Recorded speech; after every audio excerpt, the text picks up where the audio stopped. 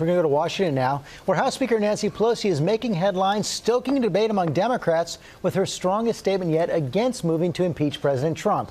Our senior congressional correspondent Mary Bruce covering the story on Capitol Hill. And Mary, based on current facts, the speaker may not be for impeachment, but she is not holding back on President Trump.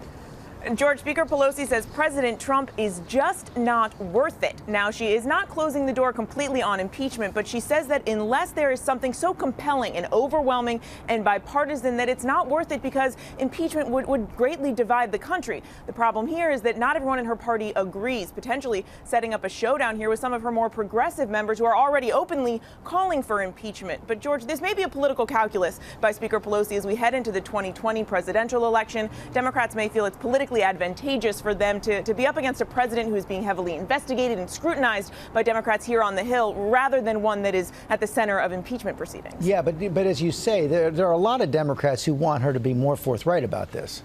Yeah, and we've already talked with many Democrats who are downplaying the speaker's remarks here. They say, look, we were at the beginning of this process, not at the end. And while there is a widespread belief among Democrats that any impeachment proceedings would need to have wide bipartisan support, they say they want to know what the investigations here discover. They want to see what the special counsel Robert Mueller finds before they make any final decisions on impeachment. And those investigations obviously continue in Congress right now. And overnight, another new investigation here in New York. Yeah, George, this is a new line of inquiry into the president's finances that stemmed directly from what Michael Cohen testified to here on the Hill. He told lawmakers that the president inflated his assets to try and secure a loan to buy the Buffalo Bills. And overnight, the New York Attorney General subpoenaed Deutsche Bank and Investors Bank for documents related to that failed NFL bid and several other major Trump organization projects, including hotels in Chicago, in Florida, and right here in D.C. That's a civil investigation, could lead to criminal referrals. What else are you keeping your eye on today?